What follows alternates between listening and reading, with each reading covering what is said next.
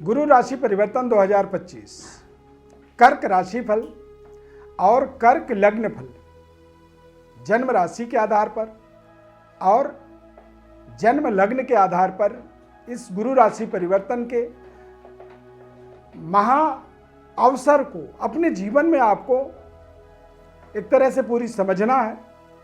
ये आपके जीवन के अंदर एक बहुत बड़ा बदलाव, बहुत बड़े परिवर्तन की तरह आपके जीवन में काम करने वाला होगा। कर्क राशि के जातकों के लिए बृहस्पति का गोचर आपके द्वादश भाव में 12वें घर में, भाग्य का स्वामी बृहस्पति होते हैं, छठे भाव के स्वामी होते हैं और ये अब 12वें घर में गोचर करेंगे। इनकी दृष्टि आपके चतुर्थ भाव में, छठे भाव पर और 8वें भाव पर बृहस्पति की दृष्टि पड़ेगी। अभी अभी आप देखेंगे कि आप शनि के ढैया से मुक्त हुए हैं और अब बृहस्पति आपके द्वादश भाव में गोचर करेंगे। तो द्वादश भाव में जब बृहस्पति गोचर करेंगे तो इनकी दृष्टि चतुर्थ भाव पर पड़ेगी, छठे भाव पर और 8वें भाव पर। तो आपको इसका पूरा विस्तृत विश्लेषण भी समझना जरूरी होगा, क्योंकि ये परिवर्तन आपके जीवन में अगले 13 महीनों तक विशेष प्रभावशाली रहने वाला है। भाग्य का स्वामी होने के नाते व्यक्ति के जीवन में सबसे बड़ा प्रभाव ज्योतिष शास्त्र में बताया गया कि भाग्यम फलति सर्वत्र न च विद्या न च पौरुषम, यानी कि न विद्या न पौरुष, कोई चीज काम नहीं आती है यदि भाग्य कमजोर हो। तो भाग्य के बल को सर्वोपरि ज्योतिष शास्त्र मानता है। अब आपके भाग्य के स्वामी का ही एक बड़ा राशि परिवर्तन पिछले 2.5 साल के ढैया के बाद अब यहां पर आपके जीवन में हो रहा है। तो इसका असर सकारात्मक या नकारात्मक पड़ेगा। ध्यान पूर्वक पूरे कार्यक्रम को आपको देखना है, समझना है। यदि ये कार्यक्रम आप एक बार ध्यान पूर्वक, ऐसे नहीं कि आप ड्यूटी कर रहे हैं, भैया आपने कोई वीडियो मिला है आपको बस देखना है, देखना नहीं है, इसे ध्यान पूर्वक देखना है और बड़े स्थिर दिमाग से समझना है एक एक पॉइंट को। तो ये आपके जीवन में एक बहुत बड़ा गेम चेंजिंग वीडियो बन सकता है, गेम चेंजिंग प्रोग्राम बन सकता है। अगले 13 महीने बहुत बड़े समय होते हैं। 13 महीनों में आदमी रंग से राजा बन जाता है और राजा से रंग बन जाता है। सबसे पहले बृहस्पति ग्रह की प्रार्थना करेंगे, क्योंकि ये परिवर्तन आपके जीवन में कल्याणकारी हो। ओम देवानांचा ऋषीणांचा गुरुं कांचन सन्निभम बुद्धिभूतम त्रिलोकेशम तम नमामि बृहस्पति। नमस्कार, जय माता दी, जय श्री राम। दिव्यरत्न ज्ञान चैनल में आपका बहुत बहुत हार्दिक स्वागत करते हैं, अभिनंदन करते हैं। इस चार्ट को आपको ध्यानपूर्वक देखना है, समझना है। और अब कर्क राशि और कर्क लग्न का विस्तृत विश्लेषण हम यहाँ पर खास कार्यक्रम में करेंगे। तो बृहस्पति का जो राशि परिवर्तन है, एरो के माध्यम से इस चार्ट में आप देखें, नंबर 2 से निकल करके नंबर 3 पर गोचर करेगा। कर्क राशि यानी कि नंबर 4 और नंबर 4 से यदि गुरु का प्लेसमेंट देखेंगे तो 12वें घर पर। 12वां जो घर होता है वो एक तरह से भौतिक सुख साधन, बेडरूम, सैया और सोया हुआ आदमी कुछ कर नहीं सकता है क्योंकि वो सो गया है। तो जो 12वां घर है वो शयन कक्ष माना जाता है। तो शयन कक्ष में जब हमारा भाग्य का स्वामी जाएगा, मतलब भाग्य ही एक तरह सो गया। तो यदि भाग्य सो जाए तो फिर आदमी क्या कर पाएगा। परंतु द्वादश भाव में देव गुरु बृहस्पति आध्यात्मिक विकास में काम करते हैं। एक आदमी सोता है जब नींद में तो वो निष्क्रिय हो जाता है, लेकिन एक व्यक्ति ध्यान मुद्रा में चला जाता है तो वो अपने अंतरात्मा को जागृत करता है, उससे उसका अंतरात्मा ताकतवर होता है, ब्रह्म वर्चस्व का विकास होता है। और ये ब्रह्म वर्चस्व व्यक्ति के जीवन के अंदर उसके यश, कीर्ति, उम्र, आयु, धन, समृद्धि सब चीजों के विस्तार के लिए सहयोग करता है। तो भाग्य का स्वामी यदि द्वादश भाव में गोचर करे, खासकर गुरु ग्रह, तो वो आध्यात्मिक प्रवृत्ति का बढ़ावा करता है। किसी भी कुंडली के अंदर यदि द्वादश भाव में शुक्र चला जाए तो वो भौतिक संसाधन का विकास करता है, यानी कि ऐसे समय में व्यक्ति बहुत ज्यादा भोग विलास से जुड़ जाता है। तो खैर, गुरु का द्वादश भाव में आध्यात्मिक विकास तथा बृहस्पति की दृष्टि आपके चतुर्थ भाव पर पड़ेगा। तो अब अगले 13 महीनों तक आपके भाग्य का आपको पूरी समर्थन मिलने वाला है।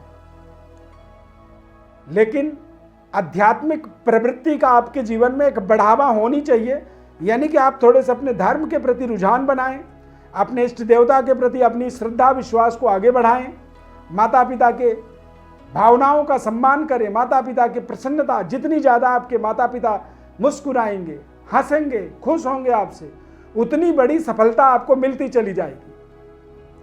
तो बृहस्पति की दृष्टि आपके चतुर्थ भाव पर, चौथे घर पर बृहस्पति का गोचर होना या चौथे घर पर बृहस्पति की कोई दृष्टि हो जाना, यह व्यक्ति के जीवन में उसके भूमि, भवन, वाहन और बैंक बैलेंस का लगातार विस्तार करता है।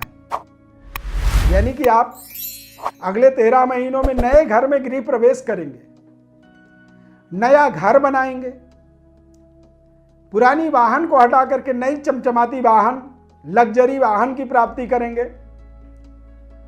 अब जब इतनी बड़े बड़े खर्चे करेंगे फिर भी बैंक बैलेंस आपका लगातार बढ़ेगा। तो बैंक बैलेंस का विस्तार जो होता है वो जरूरी नहीं कैश के रूप में ही हो। कई बार आप प्रॉपर्टी के रूप में स्थिर लक्ष्मी का विस्तार करते हैं, कई बार वाहन के रूप में आप समाज में अपनी प्रतिष्ठा का विस्तार करते हैं, और माता पिता के मुस्कुराहट के रूप में आप अपने माता पिता की प्रसन्नता को भी अपने जीवन में एक सकारात्मक ऊर्जा के रूप में आप इसे विस्तारित कर सकते हैं। छठे भाव पर दृष्टि होने का मतलब होता है कि जो आपके अगेंस्ट चीजें हो रही थी वो चीजें धीरे धीरे कम होंगी। जो आपके अगेंस्ट खड़ा होता था, लड़ने के लिए तैयार होता था, अब वो आपसे मित्रवत बातचीत करेगा। स्वास्थ्य में जो दिक्कत लगातार चल रही थी वो दिक्कत अब धीरे धीरे ठीक होगी। और जो आपने अपने जरूरतों के लिए कर्जे ले रखे थे वो कर्जे भी धीरे धीरे अगले 13 महीनों में खत्म हो जाएंगे। 8वें घर में बृहस्पति की दृष्टि पड़ने से यदि आपके पास ना तो कोई साधन है, ना कोई व्यापार है, ना कोई धन है, फिर भी आपके जीवन में तरक्की, डेवलपमेंट कैसे हो सकती है, आप नया घर कैसे खरीद सकते हैं। तो 8वें घर में गुरु की दृष्टि होने से अचानक आपके जीवन में बड़ा भाग्योदय होना। 8वें घर में जब बृहस्पति की दृष्टि पड़ती है तो इससे अचानक व्यक्ति के जीवन में कोई पुराना इन्वेस्टमेंट का बड़ा रिटर्न मिल जाना, लॉटरी लग जाना, शेयर मार्केट में कुछ बड़ा मुनाफा, प्रॉफिट मिल जाना, या फिर अचानक कुछ सट्टा लॉटरी जैसे संयोग होते हैं, गुप्त धन मिल जाना, गड़ा हुआ खजाना मिल जाना जैसे महत्वपूर्ण। हालांकि आजकल कहीं गड़ा हुआ धन नहीं है दुनिया में, तो वहां पर आप ये भी इसे मान सकते हैं कि अचानक कुछ ऐसी नेटवर्किंग मिल जाना, कुछ ऐसा प्रोजेक्ट जीवन में जुड़ जाना जो प्रोजेक्ट आपके जीवन के अंदर आपके दशा और दिशा दोनों ही चीज़ों को तेज गति से विकास की ओर लेकर के आगे जा सकता है। और आप देखते ही देखते अपने जीवन के अंदर जो आपकी मानसिक प्रसन्नता थी, मानसिक असंतुष्टि, डर, भय, तनाव थी, वो धीरे धीरे धीरे धीरे दूर होगी और आप कॉन्फिडेंट होंगे। यानी कि अगले 13 महीनों में आप देखेंगे तो आपकी बॉडी लैंग्वेज बदलने लगेगी, आप कॉन्फिडेंट होंगे, आपका खान पान, समाज में मान सम्मान अचानक बदलने लगेगा। और ये सब बदलाव इसलिए संभव होंगे क्योंकि गुरु की एक महत्वपूर्ण परिवर्तन आपके जीवन में आपके महत्वपूर्ण इंफ्रास्ट्रक्चर को डेवलप करेगा, संबंध रिश्तों को ताकतवर बनाएगा और अचानक आपके जीवन के अंदर चल रही समस्याओं का समाधान देगा। न्यायालय में आपको विजय की प्राप्ति होगी, यानी कि किसी भी तरह कोई डिस्प्यूट चल रहा है तो वो आपका खत्म होगा। पारिवारिक जीवन सुखद होगी और दाम्पत्य सुख की प्राप्ति का भी योग बनेगा, क्योंकि द्वादश भाव का मतलब होता है कि यदि व्यक्ति अचानक अकेला अपना जीवन जी रहा है और उसको एक जीवन साथी की जरूरत है तो जीवन साथी मिलता है, तभी व्यक्ति के जीवन के अंदर उसके शयन कक्ष की उसकी संपूर्ण ताकत प्राप्त होती है। वो संतुष्टिप्रद अपने जीवन में शयन करता है, सोता है। यदि एक भूखे प्यासे आदमी को बहुत खूबसूरत शयन कक्ष दे दिया जाए कि यहाँ आपको सोना है, तो वो नहीं सो पाएगा क्योंकि उसको नींद नहीं आएगी। लेकिन यदि पेट भरा हुआ आदमी, खाया पिया, स्वस्थ, तंदुरुस्त बिल्कुल, उसको जो है ना बिस्तर मिले तो वो आराम से चैन की नींद रात भर सोता है। तो ये एक परिवर्तन आपके जीवन का एक बड़ा महत्वपूर्ण परिवर्तन बदलाव के रूप में काम करेगा। इस समय में आपको किसी भी बड़े प्रोजेक्टों को मैटेरियलाइज करने के लिए कर्जे लेने की जरूरत नहीं पड़ेगी। कई बार जीवन में अवसर तो मिलते हैं, लेकिन पैसे के अभाव से उन अवसरों का आदमी सदुपयोग नहीं कर पाता है। लेकिन यहाँ पर आपको अवसर भी मिलेंगे और उस अवसर को पूरा करने के लिए अवसर देने वाला ही आपको धन भी देगा। यानी कि बिना धन के भी आप किसी भी बड़े अपॉर्चुनिटी को ग्रैब कर पाएंगे। भाग्य के उदय का अनुभूति तभी होगा। अचानक जो गाड़ी चल नहीं रही थी वो चलने लगेगी। अचानक जो कारोबार रुक रहा था वो अचानक चलने लगेगा। और कर्क राशि के जातकों के लिए बृहस्पति का यह परिवर्तन आपके जीवन में सुखद अनुभूति, आपके संबंध, रिश्ते, लव लाइफ पर प्रदान करेगा। यानी कि आप जिसे चाहते थे वो आपको मिलेगा, जिसे नहीं चाहते हैं उससे आप अलग हो जाएंगे। यदि आप एक्स्ट्रा मैरिटल अफेयर जैसे समस्याओं में फंस रहे थे तो वो दूर हो जाएंगे। आप अपने पारिवारिक जीवन को के महत्व को समझ पाएंगे। कर्क लग्न है आपका, कर्क राशि है और गुरु की दशा, अंतरदशा, महादशा चल रहा है इस समय में। तो आपको बृहस्पति ग्रह का पुखराज रत्न जरूर प्रयोग करनी चाहिए। पुखराज रत्न आपके जीवन के दशा दिशा को बदलेगा। आध्यात्मिक प्रवृत्ति के अंदर आपका विकास इस समय में जरूर होगा। यदि आपका पूजा करने में, आपके इष्ट देव के आराधना में आपका मन लग रहा है तो आप समझिए कि आप अपने रास्ते में सही जा रहे हैं। यदि आपको अपने आराधना, स्तुति, इष्ट देव की आराधना में आपका मन ना लगे तो आप फिर समझिए कि थोड़ा सा नकारात्मक है। माता पिता आपके व्यवहार से खुश नहीं हो पा रहे हैं तो मतलब समझिए कि ये ठीक नहीं है। तो इसे ठीक करने के लिए अपने इमोशन को, भावनाओं को आपको संतुलित रखना होगा और अपने भाग्य को ताकतवर बनाने के लिए पुखराज रत्न का प्रयोग जरूर आपको ऐसे समय में करनी चाहिए। यदि दशा, महादशा, अंतरदशा में गुरु बृहस्पति ग्रह का कोई भी भोग काल चल रहा है।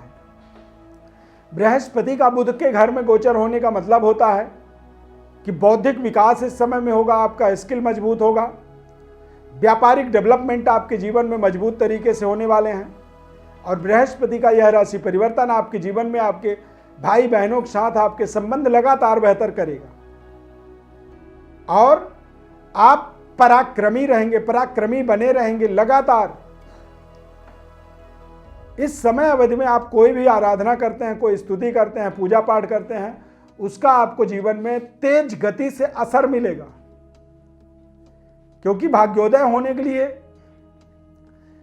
व्यक्ति को जब तक उसके भाग्य की सकारात्मक पहलू उसके साथ नहीं जुड़ता है तब तक उसको लाभ नहीं मिलता है। तो यहां पर आपको ध्यान रखना है कि ये सारा संतुलन आपको समझना भी है। हमने इसके कई पहलू बताए हैं, सकारात्मक है, नकारात्मक है, उसे समझना होगा, उपाय करना होगा। और फिर भी यदि आपको लगता है कि ना अभी भी समझ में नहीं आ रहा तो फिर आपको अपनी बर्थ डिटेल्स हमारे व्हाट्सएप पर लिख करके भेजना होगा। हम आपके जीवन में महत्वपूर्ण इस परिवर्तन बदलाव का पूरे जन्म कुंडली का विस्तृत विश्लेषण निःशुल्क रूप से आपको बताएंगे। बस आप हमारे व्हाट्सएप पर अपनी बर्थ डिटेल्स लिख करके भेज सकते हैं। अब बदले में आप इसको, चैनल को हमारे सब्सक्राइब कर लीजिए, लाइक कर दीजिए, कमेंट में आप जय श्री राम लिख दीजिए या ज़्यादा से ज़्यादा अपने लोगों को, अपने प्रियजनों को, आपसे जुड़े हुए लोगों को आप इसे शेयर कर दीजिए। बस इतना आपका एक सहयोग हमारे लिए हमें चाहिए। और इस कार्यक्रम को यदि आपने यहां तक ध्यानपूर्वक देख लिया है, समझ लिया है, हो सकता है यदि आपको समझ में ना आया हो तो ध्यान रखेंगे कि जन्म राशि और जन्म लग्न के आधार पर ही इसका पूरा आपको फल मिलेगा। कई बार नाम राशि के अनुसार पूरा फल नहीं मिल पाता है। तो यहां तक आपने ध्यानपूर्वक यदि देखा है तो लाइक जरूर करिएगा, जय श्री राम कमेंट में लिखें ताकि हमें समझ में आए कि ये कार्यक्रम आपको अच्छा लगा। इस खास कार्यक्रम में जुड़ने के लिए बहुत बहुत धन्यवाद। जय श्री राम।